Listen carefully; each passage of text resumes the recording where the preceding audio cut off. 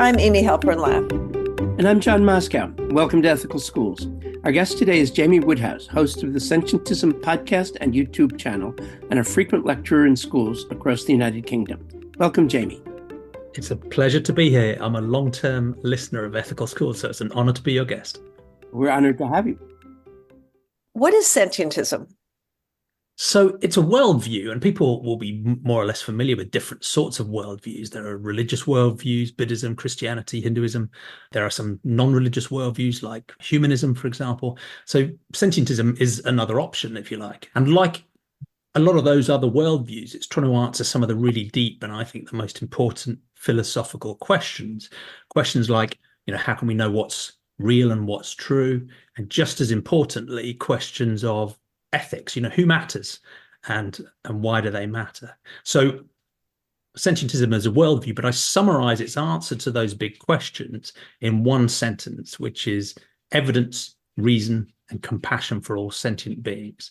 So answers the how should we know question by saying, look, we should take a broadly naturalistic approach that uses evidence about reality, uses reasoning with a healthy dose of humility, because we know our reasoning is always flawed, to try and understand reality as well as we can, knowing that job is never finished, knowing that we should always be open-minded to new evidence and better reasoning.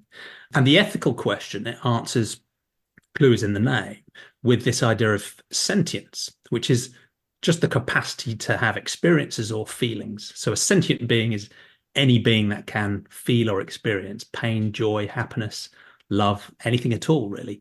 And sentientism says we should have compassion for every sentient being, and we should have moral consideration for them. At the very least, we should try not to needlessly harm, exploit, or kill them. So that's pretty much it. Evidence, reason, and compassion, but the compassion is for all sentient beings, hence the name.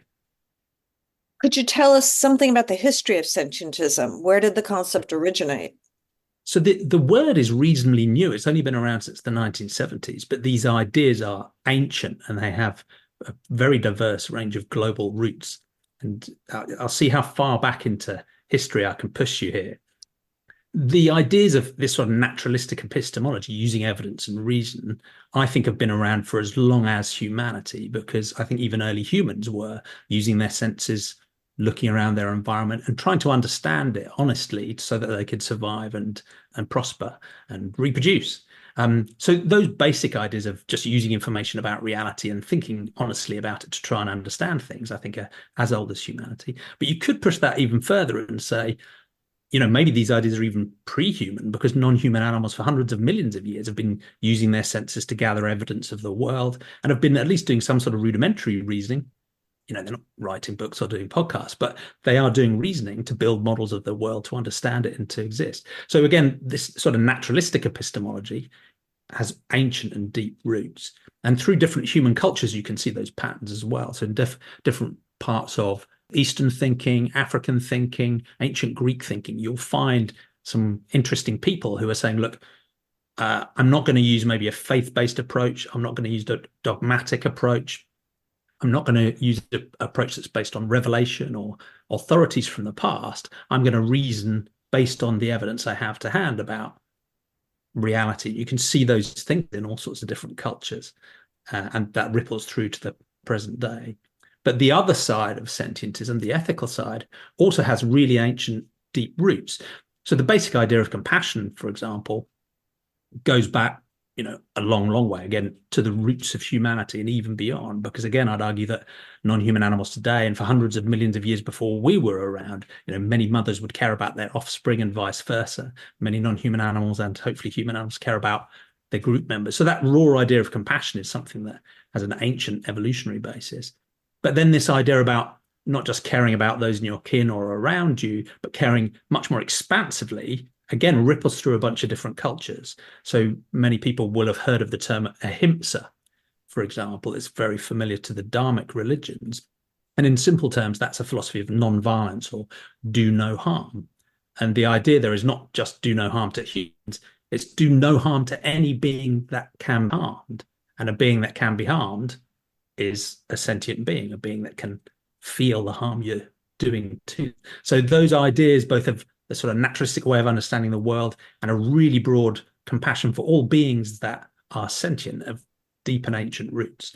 But then this word is quite a new way of bringing those two things together and saying, let's use both of those things together, a naturalistic episteme and a sentiocentric compassion, if you like. And I can tell you a little bit more about the history of the word if that's useful, but that's more the history of the ideas.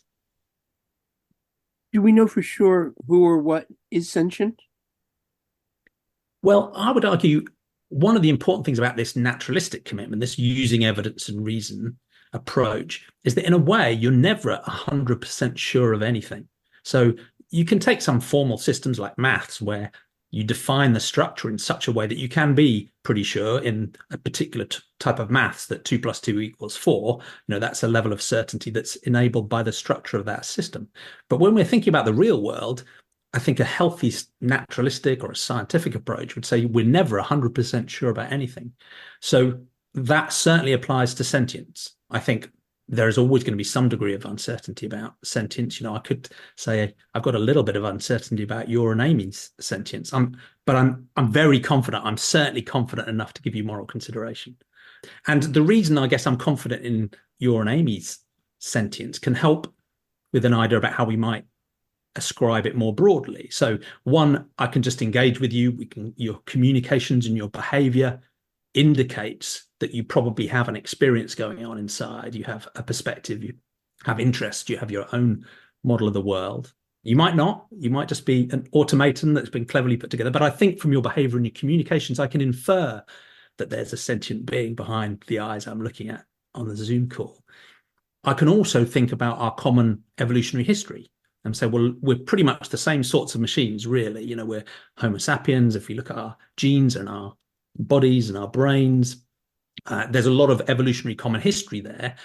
I'm pretty confident I'm sentient because if I pinch my hand, I can feel that. So I'm pretty confident because of our evolutionary past that you two, probably are too. But you could also look at our information architecture. So you could put us under a fMRI scanner or some other similar sort of technology and see firings going on in our nervous systems and our brains that look pretty analogous when we're undergoing similar experiences. So again, if I know it hurts me when I pinch my hand and I can put you in an fMRI scanner and see very similar patterns going on, again, it's not a guarantee, but these are at least 3 lines of inference that can indicate that, you guys are probably sentient. And we can use those similar lines of inference with non-human animals as well. And they're the main type of non-human sentient being that are around at the moment. And one alternative approach from those sort of scientific lines of inference is you can just look into the eyes of a puppy like the one sitting at my feet. And that will give you a very intuitive, emotional sense that Luna down here is sentient. If I tread on her paw by mistake or if I feed her a chocolate drop, we can get a very intuitive, emotional sense of the sentience that's there too. So there's a bunch of different ways, but the short answer is there's no 100% guarantee, but I'd argue there's no 100% guarantee of any of our knowledge about the real world. What do you say to someone who thinks that plants are sentient? I think we should be open-minded about it because this sentientism worldview doesn't give us a list of types of things that are sentient. It doesn't say artificial intelligence can be or can't be. It doesn't say certain types of animals can or can't be. It doesn't say plants can or can't be. But it does say, look, whenever we're trying to work out what's true, we should use evidence and reason in this broad naturalistic approach that should lead us to have probabilistic views, right? Instead of having a belief that is yes or no, we should have degrees of confidence that should line up with the strength of the evidence. Those views should also be provisional, in that if the evidence changes, we should be willing to change our views. And when it comes to ethical stuff, we should probably be prudent as well and be, a little bit cautious about what we're doing so we don't accidentally cause harm by mistake. So the approach I'd take with plants is say, well, we should be open-minded. We should use those lines of inference and, decent quality naturalistic and scientific thinking to work it out and come up with the answer. A more direct answer is really to summarize the modern scientific consensus about plant sentience. And that is pretty strongly that given what we know now, they're very, very unlikely to be sentient. They seem to quite often have complex behaviors and the ability to even communicate amongst each other.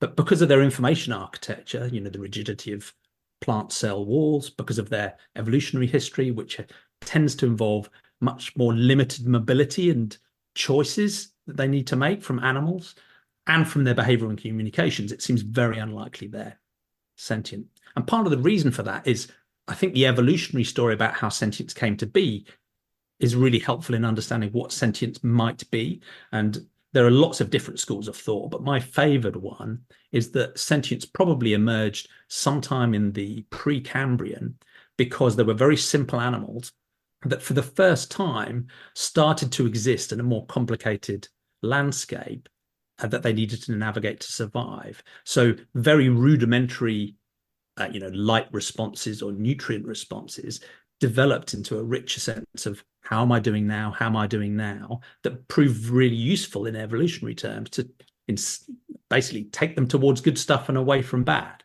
And I think that was probably the root of sentience in the very simplest animals. And then that capability has expanded out and followed the animal family tree, as rich as it is with all of the leaves, the branches and twigs, and even includes the three of us sitting on the Zoom call today. So again, too long an answer, but the short answer is be open-minded, but at the moment, I think it's very unlikely. Taking the timeline in the other direction, does the sentientism worldview take future generations of sentient beings into account? It does. It certainly leaves the door open for that. But one of the annoying things about sentientism is because it's so basic, it just says evidence, reason, and compassion for all sentient beings. It's also very pluralistic. So it leaves the door open for all sorts of different beliefs and also lots of different ethical systems, as long as every sentient being counts. But I think in that framework, just as maybe a humanist approach would care about future humans who haven't yet been born, that's part of the reason many of us care deeply about the climate crisis. A sentientist stance would do the same thing and would say, well, sentient beings that exist today clearly matter, but we should also bear in mind that if there are sentient beings that will exist in future generations, they will also have the capacity to suffer and feel joy and pleasure or whatever they feel. And that should matter to us too, at least in anticipation, yeah. Does sentientism call on everyone to act in specific ways? Like, for example, should everyone be vegan? So let me answer that question directly. I think yes, but let me explain the reason why. Because sentientism is what I call ethically pluralistic, right? So it says, look, there's all sorts of different ethical systems you might deploy, and many of your listeners will be familiar with these from your podcast previously, and just the whole concept of ethical education and schooling. So just as some examples, there's the idea of a feminist care ethic that focuses on our responsibilities for care for each other in a relational context because of the nature of the relations we have. There are virtue ethics that focus on what does it mean to be, a good person. There are deontological ethics, which think about different types of rules that we should follow, maybe that can link to ideas about duty or rights-based ethics, for example. And there are consequentialist ethics, which worry about the consequences of things and say that we should judge our actions based on, well, what's the result, including ideas like utilitarianism. So sentientism, again, is somewhat annoyingly pluralistic. It says, look, you can use all of those systems if you like, or a mix of them, but the only thing we insist on is that you grant serious moral consideration. You have compassion for every sentient being in that system. So if you want to follow a feminist care ethic, you have to recognize our responsibility for caring, at least in some minimal sense, for all sentient beings. If you're a virtue ethicist and you want to think about the virtues of justice or kindness, we have to extend those concepts of justice and kindness to all sentient beings. If you want to be a utilitarian, utilitarianism tends to do this automatically because it recognizes all well-being and all suffering is salient. So if you want to be a utilitarian, then the suffering and the well-being of every sentient being counts towards what we consider. So you can use any of those systems, but you have to include all of the sentient beings in the scope of moral consideration. So the reason why I suggest that veganism is an implication of sentientism is because even whichever one of those systems you use, I think there's something common to all of them, which is that if you're going to grant moral status or moral consideration to someone or have compassion for them, there's that for those terms to mean anything at all, they have to mean at the minimum that we would commit not to needlessly harming, exploiting, or killing that being. Because I would argue if you would needlessly harm someone, by definition, that means you don't have compassion for them. So that, in a technical term, is called non-maleficence, which is just, I'll try not to do bad stuff to you. It doesn't say I would help you, or I would be benevolent, or I would, have to be super demanding ethically and make sacrifices to go out of my way to help you. But at the very least, I wouldn't needlessly harm. And when you look at the definition of ethical veganism, many people think of it as, a sort of purity thing where it's like a binary switch where it's on or off. But actually, veganism is a philosophical stance that just commits to doing what we can as far as practical and possible to avoiding the exploitation, harming, and killing of sentient beings or animals. So in that sense, it almost becomes the same thing. Veganism itself isn't demanding. Veganism doesn't suggest you should go and help animals. It just says, at the very least, we should try our best as far as practical and possible to not harm them. So in a way, yeah, I think that if you have compassion for someone, almost by definition, that means you take the stance that says exploiting, killing, or harming them would be bad. And in a way, that's all that veganism is. It's just doing what we can to try and avoid causing those things for all sentient beings, which ties up pretty closely with the definition of animals. So I have, I guess, two parts of the same question off of that. So one is that, many indigenous people have traditions of hunting and killing animals for food, but tied in with that, thanking the animal for giving its life in order that they can eat, and being very conscious of the fact that there is a relationship and they are killing because they're then going to eat the animal. And then, I guess, tied in with that, you have whole cultures, such as, for example, in the Philippines, where the major food is rice and fish. So I guess my question would be, what would you say to people from either of these cultures when you're explaining sentientism and how you would hope that it would impact their behavior? Yeah. There's so much to say there, but let me try and break it down into a few different perspectives. One is that a sentientist philosophy doesn't say that we can't ever harm or kill or exploit. There might be situations in which it's ethically justified, but those have to be serious justifications. So just as someone who believes in human rights or has a humanist view would say, well, look, I care about all humans, but they can still imagine situations where it would be still ethically justifiable for a variety of reasons to harm or kill someone else. Sentientism allows that space too. It says, look, it's up to us to work that stuff through, and there will be difficult ethical trade-offs, but every sentient being should count seriously in our moral consideration. So if there are situations where someone genuinely has, little other option for survival or sustenance, then, we will, in those circumstances, ethically allow harm or killing of, non-human animals or human animals, for example. So that's one thing. There is space for justification of harm. It's not you must never harm. It's you must never needlessly harm. So if there is a genuine need, and by a genuine need, I don't mean, I like bacon sandwiches. I mean, actual need, there's space for that. And there's space for that in ethical veganism too, because again, it's about where practical and possible. It's not a purity thing. The second thing I would say is that I think many people, we should be careful here as well, because there are so many different cultures that we might describe as indigenous. We can't really summarize across them, but there are examples of different indigenous cultures that, as you say, actually are quite close to sentientism in a sense. They're closer than much of the Eurocentric cultures, because they recognize, sometimes through ideas like animism, that there is a being that warrants some moral consideration, even in the animals they hunt. So I think, many people who have those types of worldviews will already be quite open to a sentientist way of thinking. And many of those conversations go on all the time. And I've had some fascinating conversations with people who come from those types of cultures about the links between animism and sentientism. And I think the difference I'd draw is that we have to be careful as humans, from whatever culture we come from, that we don't fall into patterns of self-justification for the things we're doing. So when you talk to an American rancher, for example, they will quite often talk about their relationship with the cows on their ranch as being symbiotic, and they will express gratitude for the animals, gratefully giving up their lives for us to have a nice steak. That is what's going on in the rancher's mind to justify business and their livelihood, what they're doing. It doesn't genuinely, with integrity, reflect of the cow or the steer.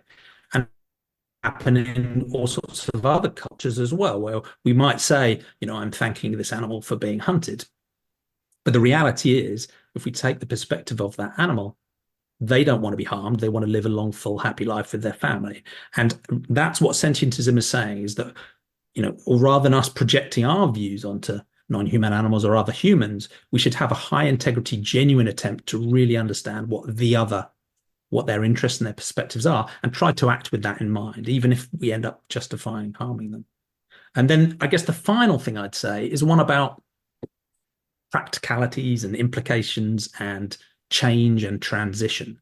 And just as when, if I was here talking about humanism today and said, look, we should grant universal human rights to everybody, and someone said, well, how are you going to solve world peace and make sure we solve world poverty and everyone is prosperous? I might say, well, that's a great conversation, but it doesn't undermine the idea that we should grant universal human rights to every human, just because it might be difficult to put it into practice. The same is absolutely true with sentientism. There are some parts of current human practices that might be quite easy to transition to something that's much more compassionate. For example, taking industrial animal agriculture in the West and transitioning it to plant-based agricultural systems. Culturally, that might feel difficult. Socially, it might feel difficult, but technically it's trivially easy and will have loads of other benefits as well. But then there are other cultures around the world, as you say, whether in Malaysia or fishing communities in South India or Indonesia, where the dynamics are very different because those communities are much more deeply embound with industries that exploit or harm animals. They have fewer options, and the transitions there are going to be more challenging and more difficult. But there are people within those communities who are already working on those types of ideas. And to be honest, often those cultures are more open to sentientist ideas than a classical Eurocentric Western culture is. So I'm quite optimistic that both, there are different transition paths for different cultures that may look very different, but in each of them, people within those communities are very open-minded about trying to make those moves and those shifts at different paces. Sorry, a long answer, but hopefully it sort of covers the bases. It's a rich and complex very, very topic. helpful answer. Thank you. So far, we've spoken mainly about doing less harm, right? Would you say that the sentientism worldview calls for any kind of actively helping sentient beings to thrive? So the baseline it draws is more about try not to harm. That's the non-maleficence I talked about. Almost everyone I know who calls themselves a sentientist in our communities and our forums, and who just likes the worldview and says, look, that describes me.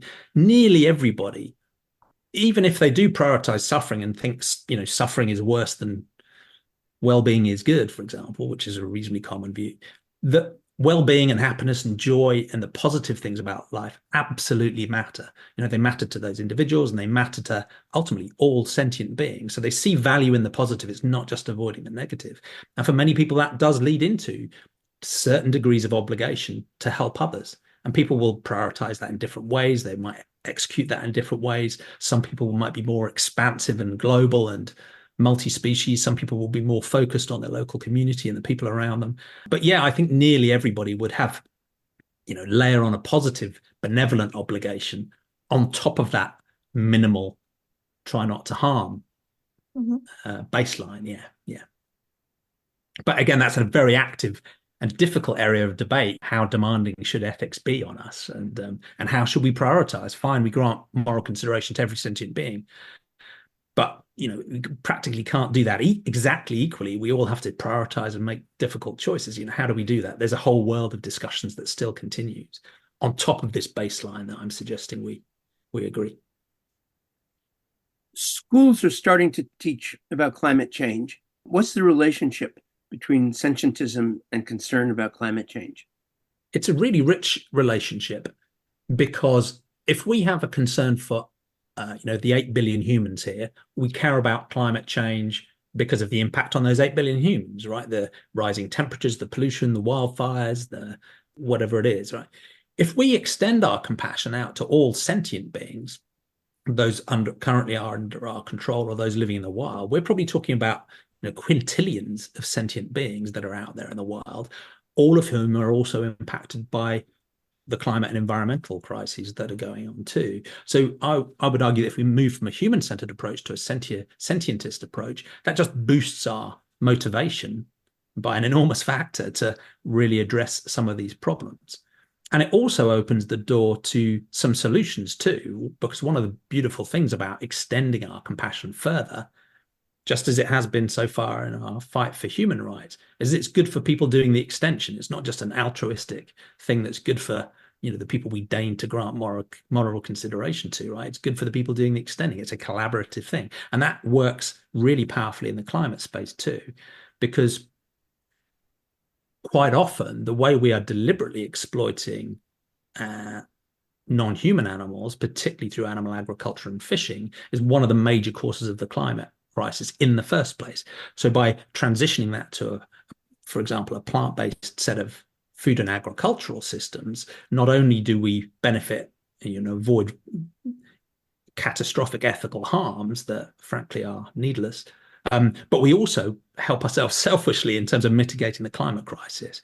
So whether you're thinking about land and water or air pollution, when you're thinking about land use and the links to vast swathes of deforestation or biodiversity loss, most of which is driven by animal agriculture. And when you think about the emissions generated from animal agriculture and fishing, whether it's CH4, CO2, it's approximately a quarter of the emissions are generated just from agriculture, and nearly all of that is from animal agriculture. So there's a big win-win there. But there's an interesting wrinkle around the climate and the environment as well, in which many people will say, look, my concern for the climate isn't just about humans. I care about the environment itself. I care about the earth as Gaia. I care about ecosystems. I care about species populations and habitats and rocks and rivers and trees. And maybe I think we should grant rights to nature too. So they will say, look, Jamie, I'm going beyond sentientism here. I'm caring about things and concepts and systems that, aren't sentient, rocks, rivers, trees, and I don't think the earth is sentient either, although some people will disagree with me on that. So in a way, that feels like an even more generous ethical stance because you're going even beyond the sentient beings.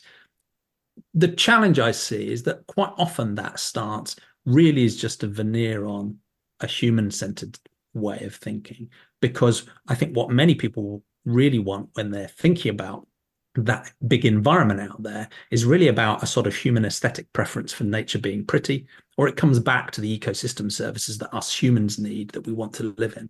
And you can see whether that's true or not. You can see whether it's a genuine ethical concern or whether it's just a veneer on anthropocentrism, based on whether those people who have a rich, broad environmental and ecocentric concern, that's the sort of next level beyond sentientism, is a sort of ecocentric view or a biocentric view, whether those people grant serious moral consideration to sentient beings. Because if they exclude farmed animals or wild animals from their consideration, but claim to care about rocks, rivers, trees, ecosystems, and the earth as Gaia, then again, I think something has gone wrong. We've started to care about things that can't care, whereas other sentient beings care about themselves, and that's why we should care about them.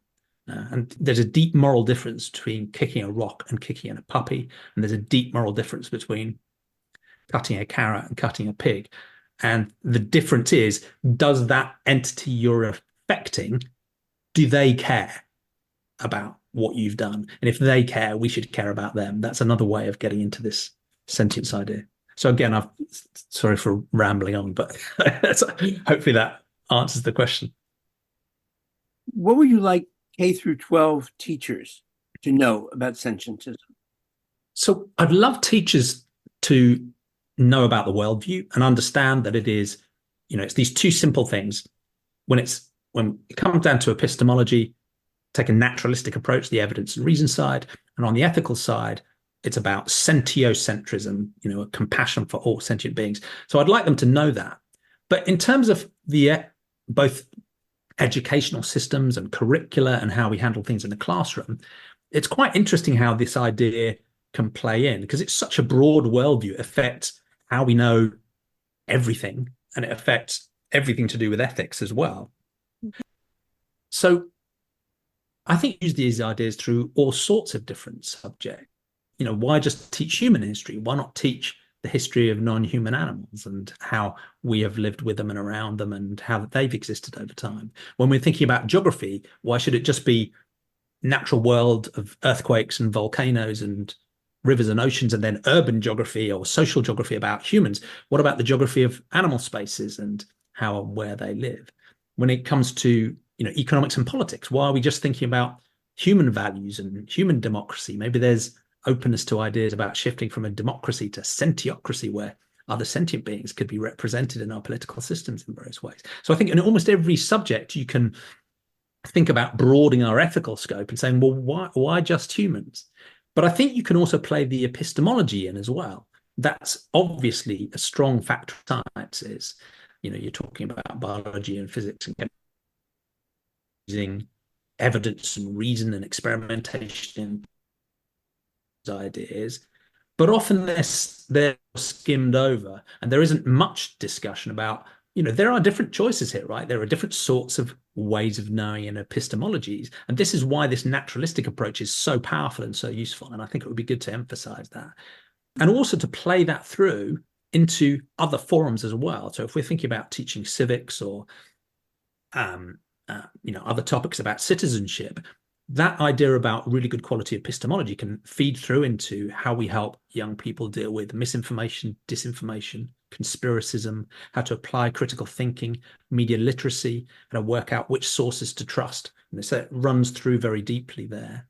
And when we're teaching again about civics or citizenship or philosophy, or in the UK, we have subjects that are either religious education or religious and worldviews education, we can actually teach the worldview explicitly and say, look, here's a way of approaching the world that some people ascribe to. You can set it alongside other alternatives like Buddhism and Christianity and Hinduism and humanism, and compare and contrast and take a pluralistic approach to understanding the different worldviews. So I think there's two things I'd love to see. One is just infuse the worldview into absolutely every aspect of educating people about different subjects, but also teach the worldview directly. And there might also be an influence on the pedagogy you take and the philosophy of education itself, because I think a sentientist approach to education, because of our central compassion for the children in our schools, would prefer a child-centered, empowering approach that isn't just about cramming a curriculum into them so they can memorize it. It's about enabling them to do what they want to do with their lives and their futures. Are children naturally compassionate, or is compassion something that needs to be taught? Well, this is a fascinating topic, and I've been lucky on my own podcast to interview some psychologists who've studied exactly these questions, and they've gone through and done different surveys at different ages about how kids think about exactly these topics.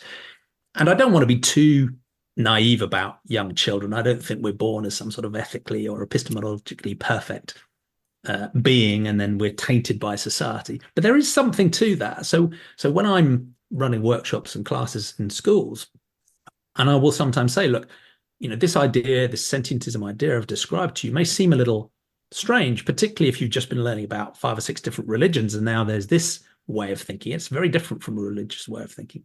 But at the same time, it's not that unfamiliar to you, because if you've got younger brothers or sisters who are 3 or 4 years old, or in a way, they are operating in that sort of sentientist way, because they are, with their limited capacities, using evidence from their senses and looking around. They have a natural curiosity. They're trying to understand the world. And they are doing, at least basic 3 or 4 year old reasoning about the world. They haven't been told things that aren't true. They haven't been told to believe things just because. They haven't been told, even if the evidence changes, don't change your mind. They start out with a basic level of curiosity that I think is a core of a sentientist way of thinking.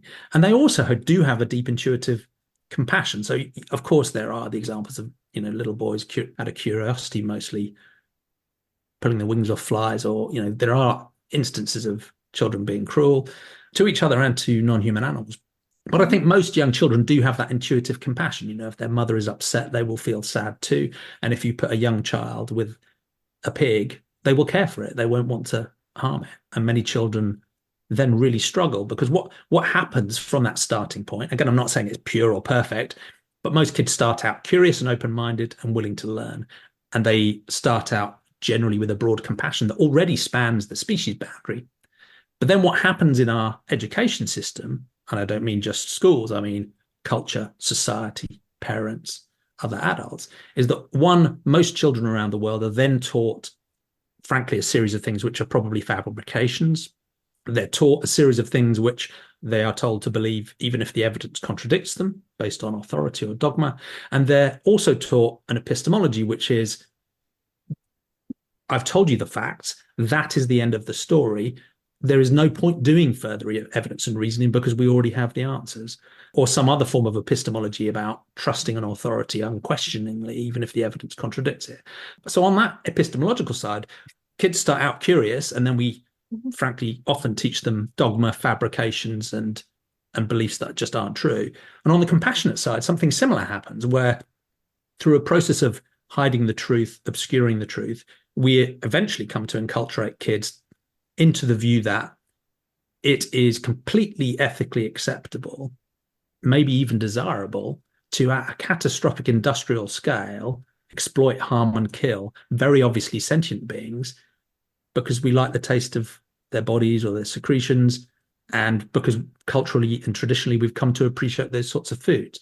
And quite often children have terrible moments of cognitive dissonance, which many parents will have experienced and school teachers will experience, when they come to realize that the food on their plate is actually made from a sentient being that otherwise they would show compassion to. So in a strange sense, while, I'd love people to be taught a sentientist worldview, and I'd love that to be infused into the education curricula so that kids at least have the chance to adopt it, it's almost as important that we try and step back from teaching them away from it in the first place, and try to move away from harmful indoctrination in our education systems where we break kids' ethics. We teach them to be less compassionate and to exclude other sentient beings, whether they're human or not, from moral consideration. And we teach them a broken epistemology, which, frankly, in the modern world, puts them in a very difficult position when they're swimming in misinformation and disinformation.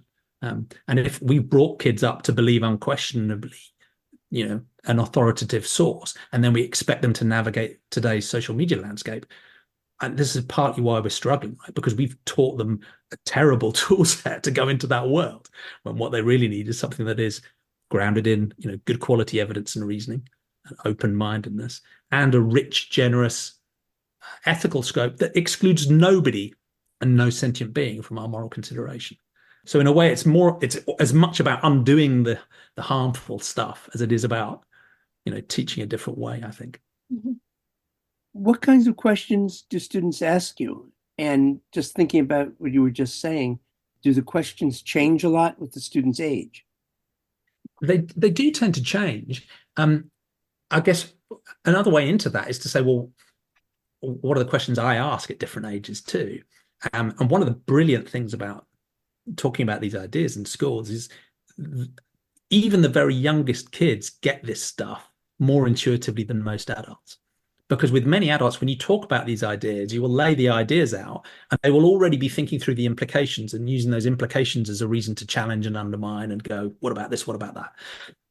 Whereas kids, I think, are often more ready to ask the big questions and think about them in a fresh way. So even with 4 or 5-year-olds, we talk about epistemology and ethics and all of these big words and sentientism and so on. But when you start a conversation with a group of 4 or 5-year-olds and you say, how do we work out what's true?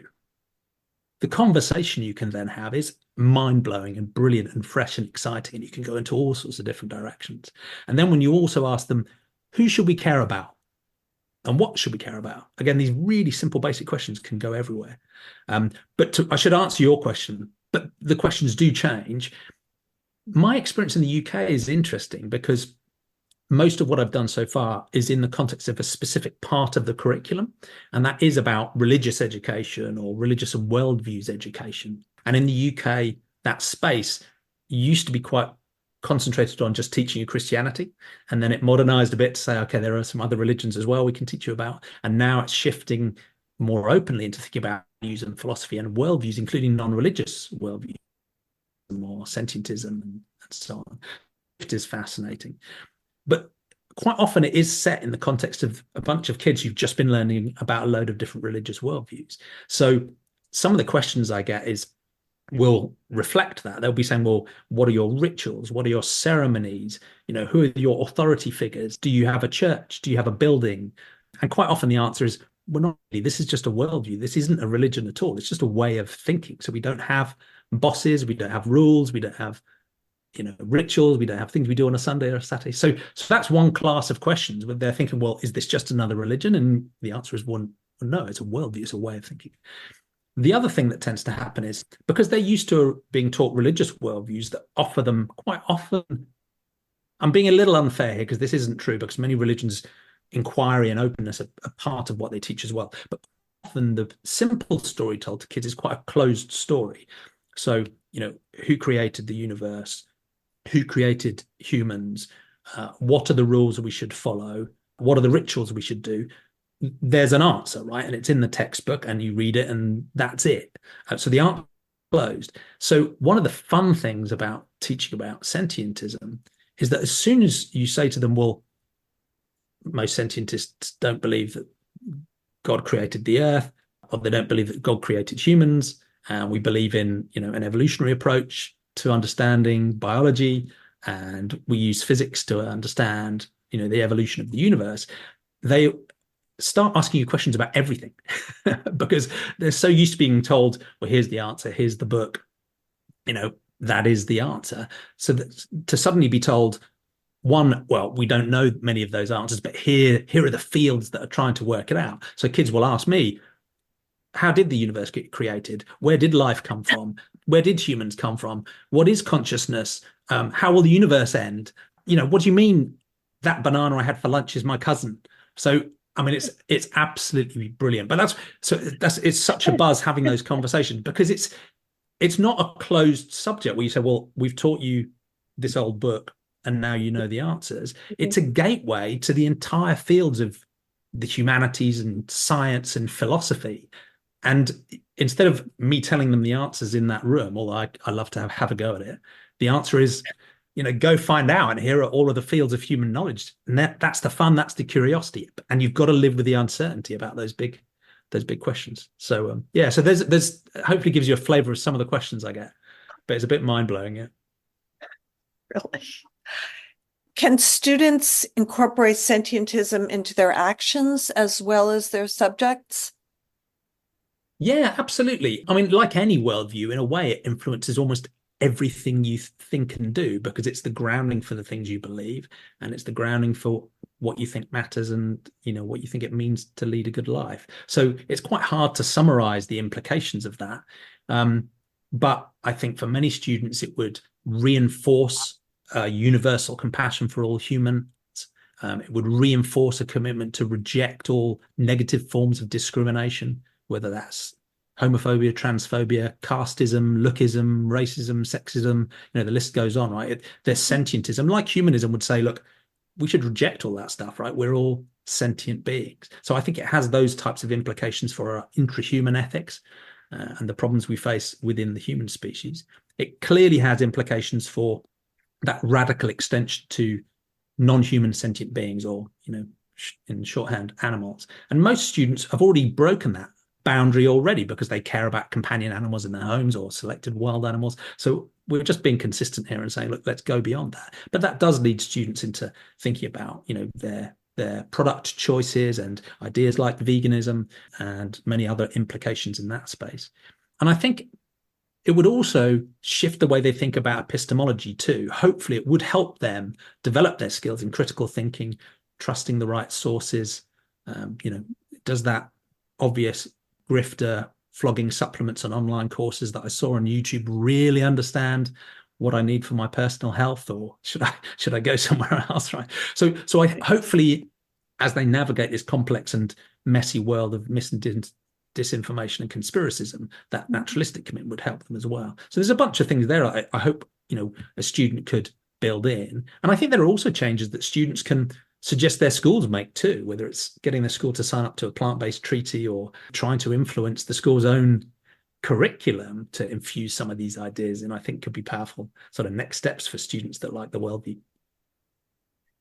Your website describes sentientism as a worldview and a movement. Would you explain the movement aspect? I should probably put movement in inverted commas because it's very anarchic so far. At the moment, there's no sort of organization or NGO or charity. There's no membership. There's no money. There's no structure really. But there are online forums and communities where people come together and discuss these ideas. They're open to anyone interested, not just sentientists. There's the website, there's the podcast, and there's the YouTube, and there are more and more people who are, whether it's on their Twitter bio or something else, saying, I'm a sentientist and using it as a label to identify them. So there's an amorphous, anarchic, there are people out there who think this way, most of whom have never heard of the word sentientism, by the way. This is a more common way of thinking than we might think, and many of those people just think this way but have never heard of the term yet. So those people are out there, and they exist, and they're in around 120 different countries so far, based on the membership of our different social media forums. But the other aspect of a movement is, okay, what's the movement? What are you actually trying to do? And I think most of the people who say, well, yeah, I think I have a sentientist worldview, are already acting on it in some specific ways. So they might be working on human social justice causes. They might be working on animal advocacy. They might be working on ideas about mitigating wild animal suffering or promoting veganism or a just transition to a plant-based world. They might be working on improving critical thinking in schools or better epistemology or countering misinformation or conspiracism. So there's almost the complete scope of human caused problems we might want to go and address, or justice opportunities we might want to go after, that are motivated by people's sentientist worldview. And then there's a smaller group of people who actually want to help promote the worldview itself. And that's a distinct thing. That's, can we take it into schools? Can we build the social media groups? Can we educate the public, sharing the social media and the podcast and the YouTube? But that's a smaller group of people who are they like the idea of trying to upgrade humanity's worldview in general, because that should improve every decision we take if we're understanding reality a little bit better and we're not excluding any sentient being from our thinking as we do it. This has been fascinating. We'll post links to your website and social media along with this episode. And we just want to thank you, Jamie Woodhouse. It's been such a pleasure, and I'd love to continue the conversation. So if people want to reach out via the website, or if you just search for the word sentientism, so that's sentient with ism on the end, pretty much anywhere you'll come across our work, and we're on most of the social media platforms. So please do reach out. Let me know what you think. Brutal feedback is also welcome. And I hope your audience have found the idea interesting and maybe a little compelling. And we'll look forward to having you back on the show. I would love to do that. Thank you, listeners. Check out our new video series, What Would You Do? A collaboration with the Harvard Grad School of Education and Ed Ethics. Go to our website, ethicalschools.org, and click video. The goal of the series is not to provide right answers, but to illustrate a variety of ethical viewpoints. If you found this podcast worthwhile, please share it with a friend or colleague. Subscribe wherever you get your podcasts, and give us a rating or review. This helps others to find the show. Check out our website for more episodes and articles, and subscribe to our monthly emails. We post annotated transcripts of our interviews to make them easy to use in workshops or classes. Contact us at hosts@ethicalschools.org.